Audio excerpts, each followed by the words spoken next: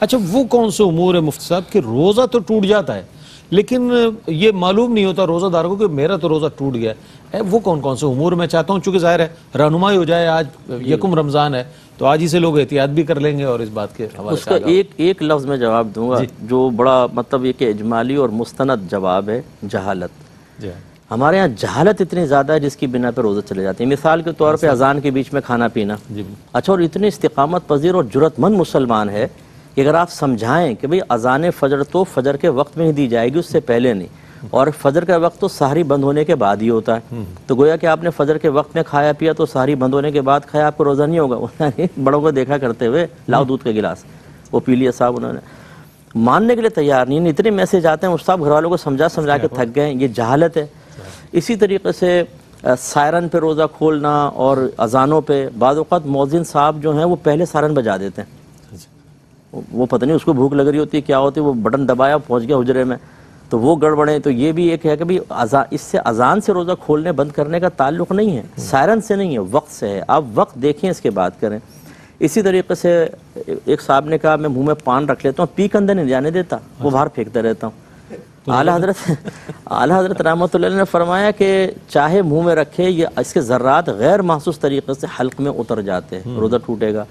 اسی طرح آئی ڈراپس وغیرہ جو ہیں، یہ بھی بعض لوگ سمجھتے ہیں، کیونکہ پرانے فقہائے کرام نے اپنی کتب میں یہی لکھا کہ کان میں دوا ڈالیں گے کان میں ڈالیں گے روزہ چلا جائے گا، آنکھ میں ڈالیں گے نہیں جائے گا۔ کیونکہ اس وقت میڈیکل سائنس نے اتنی ترقی نہیں کی تھی، تو انہوں نے ان مسائل کی بنیاد ظن غالب پر رکھی کہ شاید آنکھ میں اور حلق میں پیسے ضرورت نہیں ہے، کان میں ہے، تو انہوں نے کہا کان میں دوا سے چلا جائے گا۔ اب جب مسئلے کی تحقیق ہو گئی اور یہ مسائل موقوف ہی طب پر تھے، میڈیکل پر تھے، تو مسئلہ بدلا۔ اگر وہ فقہا بھی آج ہوتے تو یہی فرماتے کہ آئی ڈراپ سے روزہ ٹوٹ جائے گا، کان میں دوا ڈالیں گے، جب تک کان کا پردہ سلامت ہے نہیں ٹوٹے گا۔ اب اس میں بعض اوقات آئی ڈراپ ڈال رہے ہیں، اور اس طرح انہیل کرنا، تو اس میں لکوڈ چونکہ دوا ہوتی ہے۔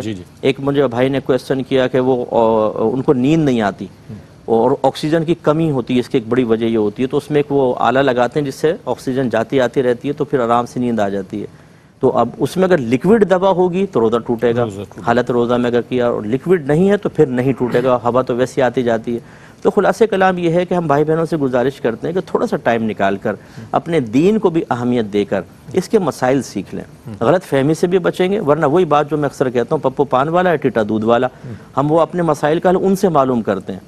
جیسے وہ ایک صاحب نے 3 طلاقیں دے دی، تو وہ اماں پہنچ گئیں، کہہ رہی مسجد میں پہنچ گئی، داڑھی والے مل گئے، کوئی حافظ صاحب وغیرہ ہوں گے، حافظ صاحب بچے نے 3 طلاقیں دے دی، انہوں نے کہا 60 مسکینوں کو کھانا کھلاؤ، سب ختم ہو جاتا ہے۔ وہ گئی 60 مسکینوں کو کھانا کھلایا، بہو کو جا کر کہا بھیجو بھائی، ہم نے پوچھ لیا، مولوی صاحب تھے ادھر بھی، سارے امام اعظم ابو حنیفہ کے شاگرد تھے، انہوں نے کہا اچھا یہ بات ہے، لے جاؤ بچی کو۔ کئی سال تک زنا ہوتا رہا، پھر انہوں نے پوچھا، پھر ان کو بتایا کہ بھئی 3 طلاق کے بعد تو یہ کفارے کا تصور ہی نہیں ہے۔ یہ وہ جہالت ہے۔ علم سیکھ لیں، ساری زندگی کے لیے امن رہے گا۔ کیا بات، کیا بات۔